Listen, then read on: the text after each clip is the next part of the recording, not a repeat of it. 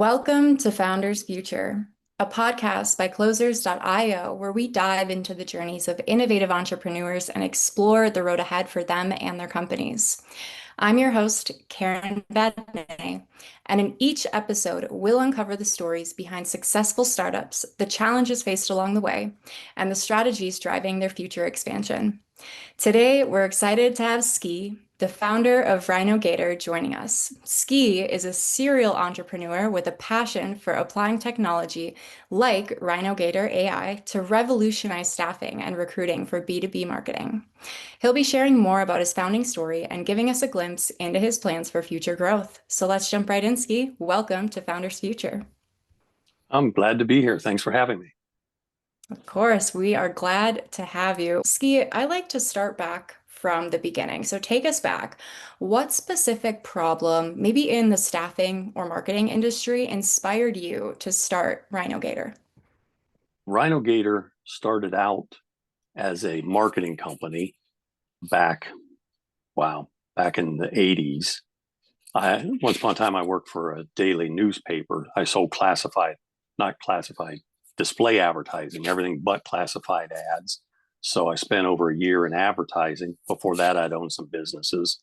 And so what started out, actually back then, I called it Ski Enterprises, but I'd create advertisements and then marketing campaigns for people in the local area, Dover, New Philadelphia, Ohio. And then what happened was the 2008 economic meltdown, where all of a sudden, almost everybody's out of a job. And so I had built a workforce procurement app for some gentlemen out, they like to say in the Bay Area, which means Oakland.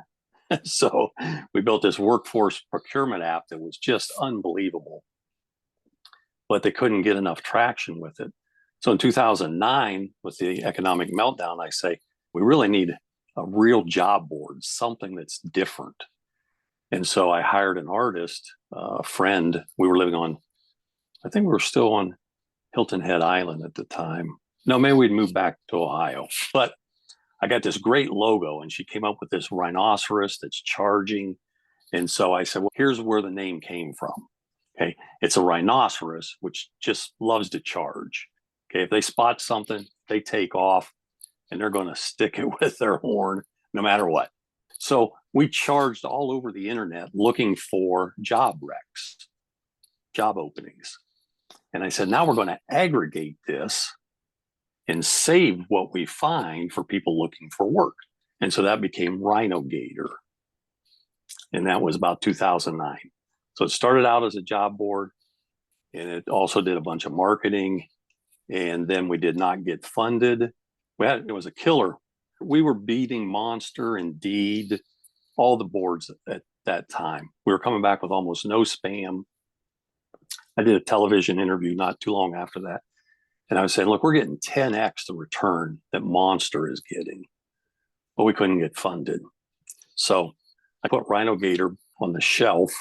I still have the logo. I still use it because she did a great job on it. But so that's a backstory of where the name came from and how we got here. Amazing. What a pivotal moment for you back in 2008 to really see that for what it's worth and to go towards what you wanted to do with this. Yeah. And I watch that video every once in a while from the TV broadcast. And I say, look, I woke up one morning, I think it was February of 2009, with this vision of, and you like to talk about the gap, I had this vision of where it was broke. And it was obvious to me. Here's what people don't know about job searches. Most people still don't know this. The only jobs that are advertised, really promoted to get in front of anyone, are the ones somebody's paying for. That's roughly 20% of the open jobs. Wow. That was the gap. We discovered that. We said, we've got this Rhino, which back in 2009, there was almost nobody doing AI integrated solutions, API integrated solutions. It was big in Europe. Now we know products like Zapier and If This, Then That, and all these tools to integrate with different APIs. But I built an engine that could scale no matter how many people signed up. I could spin up additional engines. It's a Unix based or Linux based platform. So I could scale to infinity and beyond, as Buzz Lightyear would say, by using API. So it was way ahead of its time. And we were just devastated that we couldn't get funded. Okay, so let's fast forward a little bit Okay. now for our listeners. Are you still building out RhinoGator? Especially, I saw on your LinkedIn the RhinoGator AI. Can you talk a little bit through that Yep. with me so Yep. we can understand? Yep. Love to. So long story short, when we did not get funded, someone actually reached out and said, we'd like to buy the RhinoGator website, the domain from you. And it's okay, I'll get our money back. So I sold it to a tire company. It was a tractor tire that was supposed to be this thing. So I did not give them any rights to the quote name. I gave them the domain name. But what I've replaced today, RhinoGator AI, all the API calls we used to use for processing these job recs, we've now replaced with AI interfaces. And again, it's done with APIs. So RhinoGator AI has a new life as a platform. Okay. Are you familiar with the All In podcast? Does that ring a bell? No. Okay. Long story short, there's these 4 billionaires that love to play cards, and they're very smart. They're, again, all billionaires, and they've been in and out of the startup space forever. And so they start doing this podcast, and it's probably the number one rated podcast in the world. It's taken off in the last 2 or 3 years. Well, one of them, Chamath, I can't pronounce his last name, but just look for the All In podcast. He said on an episode a few weeks ago or a month ago, he was talking about AI needs a platform where you can hook in these different large language models. And I said, and it hit me like a ton of bricks. I got RhinoGator. I've got a platform and I can hook up all these APIs. So we can talk, and we use 7 different AI engines, if you will. And we're looking at ways to integrate them for specific roles.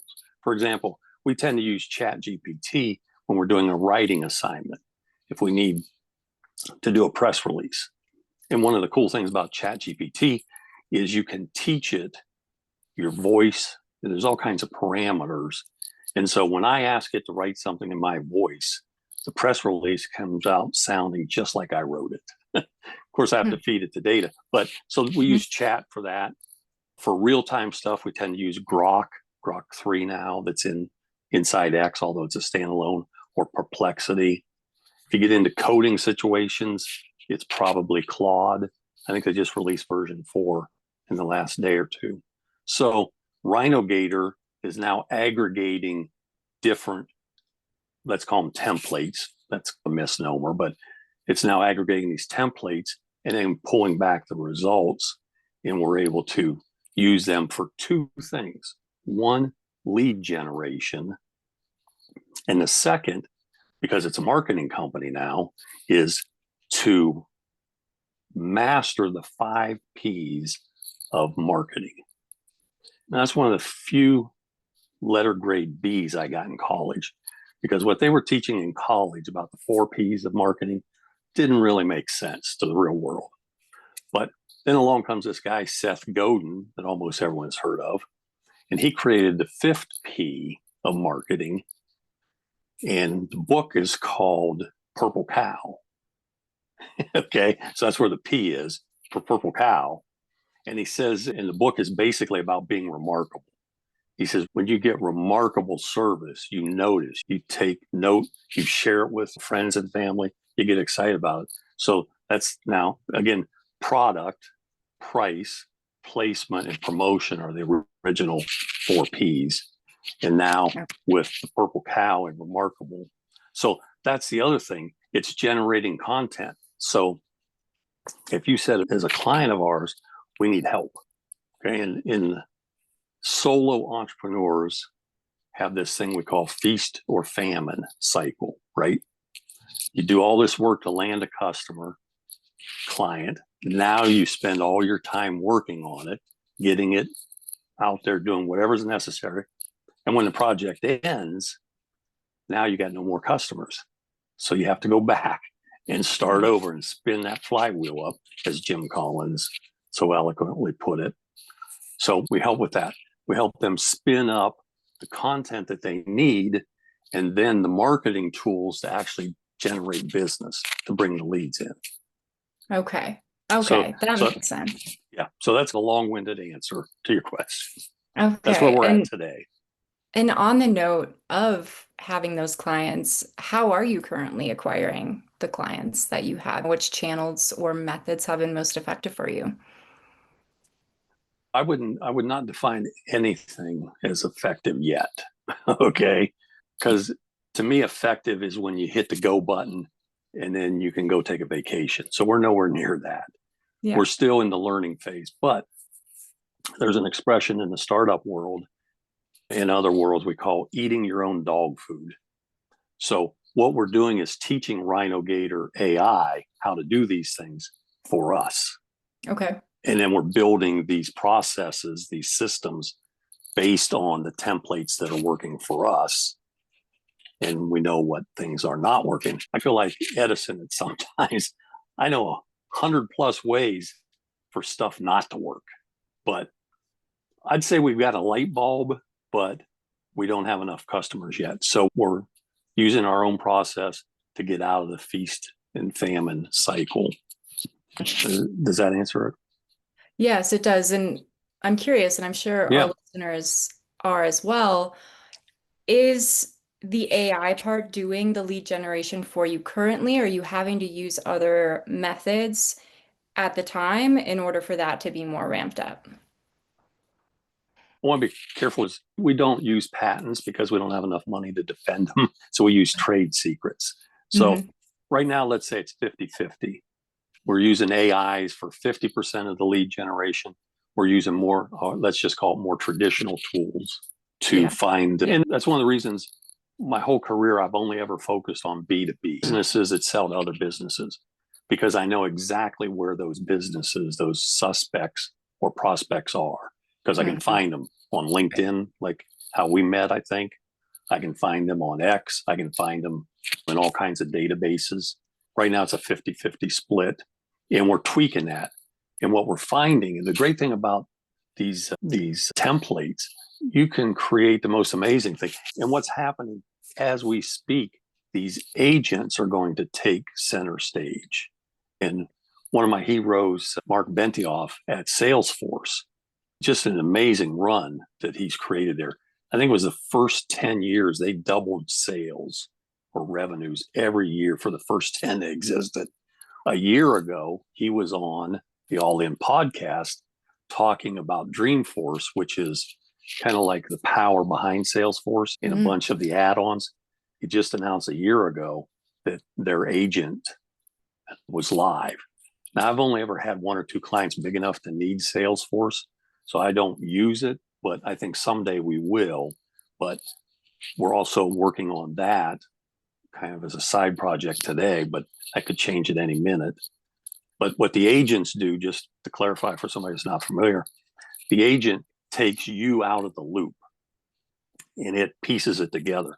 Kind of if you're familiar with Zapier or if this, then that, you can have a kind of cascade and pull data out of someplace and send it someplace else. That's what these agents do in the AI world.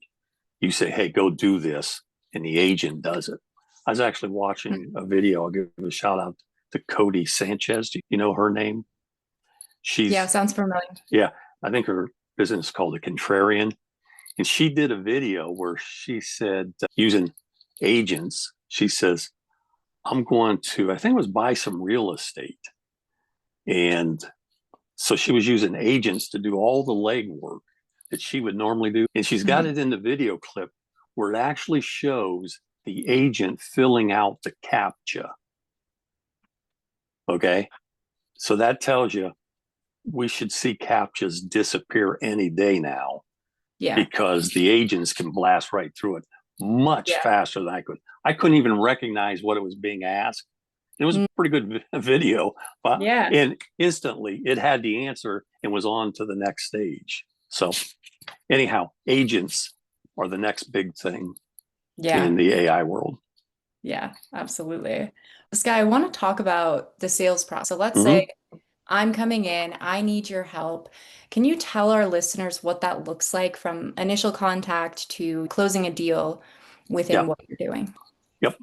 I use this framework that I learned in 1992. I discovered this guy, that Dr. Eli Goldratt, an Israeli physicist. He came up with this thing called the theory of constraints. And the oversimplification is find the one weakest link and fix it. Okay. And don't do anything else. Hmm. Fix the weakest link until it's no longer the weakest link. And only then do you shift your focus. So, what we do in the sales process, we start with suspects. Let's say that you find yourself in a pool of suspects. You typically wouldn't reach out to us. Okay. We do 99% outbound. Okay. Very little inbound. You don't typically find us. So let's say you're in a pool of suspects. And what we do is we then market to you the suspect, and we attempt to get you to raise your hand and say, I'd like to know more about that. That act of, I call raising your hand, now moves you from one bucket to the next.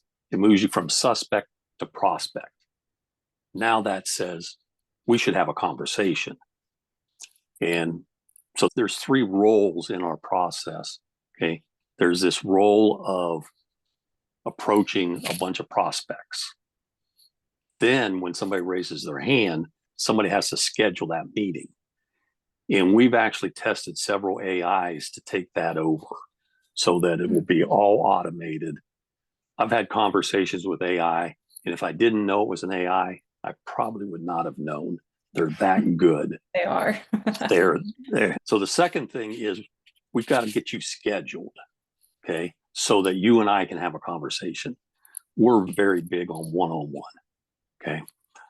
I love to tell this story. In years gone by, I created this business, and I had a phone that you could email, you could fax, and actually call. And no matter what happened, it put everything in an email and sent it to me. So I knew everything that was going on.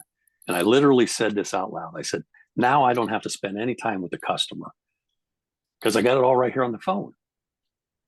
And 30 days later, I said, you idiot. I said, now you get to spend all your time with the client. And that's what we do. That's our focus. Once you and I have a conversation, it's a matter of figuring out where your gap is. There's a great book, by the way, I'll give a shout out to, I think his name is it Kagan, called Gap Selling.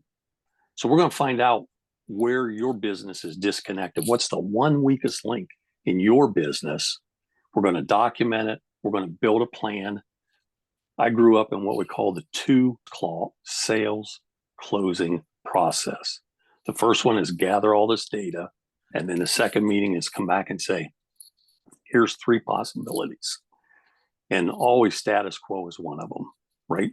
Don't do anything. Or here's a half measure. In the Amish community, near where we live in Ohio, they have an expression, trust me until you can. Okay, so the second one's kind of a mid-level. Here's some pieces of part. Let's do a proof of concept, whatever, however fast you want to go or slow, we want to do that. But the third one on the proposal is here's what it takes to get exactly where you want to go in 90 days or less. And there's only a handful of us using Goldratt's approach that are able to double revenue in 90 days or less because of this magic focus power of focusing on just the one weakest link. So does that answer the question? Absolutely. Yeah. And I really like that because you're focusing on the one specific thing that somebody needs help with rather than focusing on, we're going to get you this and this. It's just we're focusing on the issue at hand and we're going to solve it. And that makes it a lot easier. And that's a great thing about AIs right now. Because if you're stuck, if your business is stuck and you ask, doesn't matter which one, hey, what do I got to do to fix my business? We run this, we test scenarios. And one of them just this week come back with these 8 processes. You need to get the budget under control. You need to watch the margins. You can't do 8 things. Yeah. You can do one thing, Right. and your people are watching you if you're an employer, Yeah. business owner, and don't do what I say. That doesn't Yeah. work. Yeah. Yeah. On that note, Yeah. I want to ask you, and I'm sure the listeners are curious as well, but what is your biggest gap right now to growth or your biggest bottleneck? Is it lead generation or RhinoGator AI or converting clients or scaling the team or something else? Yes. Right now, the single weakest link is scaling the team. I like to say there's three of us. There's really like 1 3/4 of us because the other two have other responsibilities besides RhinoGator. But I'm the only one that's doing it full time. But Right. I remember I was working with a client out in Las Vegas, and they had a retail store in Modesto, and I was helping them hire somebody. And they convinced me, oh man, I got to have this job. Great. Start tomorrow, see you in the morning. They never showed up. And I never heard of that before. And they say, oh yeah, that happens all the time. We now know it is ghosting. But the first Yeah. time it happens, that can't be right. They must have got hit Right. by a bus. Yeah, you would think the worst, especially when somebody needs a job, right? Yeah, exactly. I've hired over 300 people, only ever had to fire 4, but that is the most challenging thing right now. In fact, I just put up on LinkedIn, we're looking for a marketing intern. Now, speaking of models that are broken, that's broken. Back in the 80s, late 80s, I was getting interns from our local branch of Kent State University, and they'd come in for roughly 90 days, no pay. I'd teach them what they need to know. They were getting ready to graduate. I'd teach them exactly what they need to know. And I hired some of them for a full-time job when they got done. Well, as time goes by, all of a sudden, all the interns have to be paid. And they don't know what they're doing. Okay. They got book knowledge, but I need people with real world knowledge. And Right. it's not going well, but we will solve it. And that's the great thing. Edison gave us this role model. That's one way it's not going to work. So you go to the next. And so that's our one weakest link today. Yeah. It'll be figured out. I've got faith in you Thank and you. what you're Thank you. doing. Yeah. And before we wrap up, I have Yeah. just a couple more questions for our listeners. And so, Sky, can you tell us what are your top priorities for growing RhinoGator AI, say over the next like 6 to 12 months? Okay. That's a great question. It's ski, by the way, like Ski, water. sorry. Yeah, that's all right. Like I water wrote ski. Sky. Yeah. Never snow ski. I hate the snow. But when I think of priorities, I remember I asked this question of Goldratt. I met him. I actually worked for Goldratt Consulting doing marketing for him. And I said, hey, I heard Sony's got a 250-year business plan. He said, no. He says, I'm only good for about 100 years. And I'm saying, I work in 90-day projects. So within 90 days, we want people begging us to get on the wait list to use our product. So that's the first milepost. We want to do a wait list. We just got into a new marketing tool. I was on a wait list only for a few days, but that's goal number one. We want people knocking on the door more than we can answer. Then I look at a 12-year goal and I say, okay, this needs to be the way that, and again, I only ever focus on the USA. They have different rules in the rest of the world. Okay. And I don't want to get caught like Howard Hughes bribing people in other countries or our own. So USA only, B2B. A year from now, I would like to think that anybody with a marketing agency is using our tool to drive their business. Now, you might say that's ambitious. I've got a client that I wrote software for in July of 2001.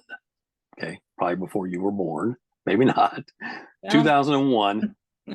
He's still using it today, 24 years later, to run a multi-million-dollar business. Wow. Okay, so I'm pretty good at software, or at least I was back in the day. It's not going to be a problem to make that come true. Then I got visions of exit in my mind after I got it up and running. It's time to turn it over and look for the next thing. Yeah, absolutely. Absolutely. I love that. We have one more question Yes, for you before we wrap up. And so, what advice would you give to founders who are just starting their journey within marketing, the tech space, or even within AI? I would give anyone contemplating a startup the same advice: buy a franchise. Hmm. I can say that because I owned one. Okay, I Nice. owned one Okay. many moons ago. Again, I don't give advice I haven't lived. And I can tell you the toughest thing, I like to do this example, draw a line in the sand. Let's say I come to your business, if we start talking, I want to figure out the weakest link. I say, in the next 90 days, if I got you twice as much business as you had last month, can you handle it? Do you have enough people, processes, equipment, supplies, raw materials? If you say yes, you can handle double the sales. That means your constraint, the bottleneck, has moved outside your business. It's marketing. Okay. But if you say no, I can't do that because I can't hire enough people like me right now. Okay, then the constraints inside the building. We have to work on that until, and the great thing about franchises, successful franchises do the marketing for you. I had a tuxedo rental franchise. I remember the first year I had it, the first prom season. At the end of prom season, I had $17,000 in the bank. And that was more money than I could ever imagine Mhm. having in my possession. Today, it's nothing, but back in the day, 17K. So consider a franchise. And the second piece of advice would be go work for somebody. Not everybody's cut out to be in the startup space.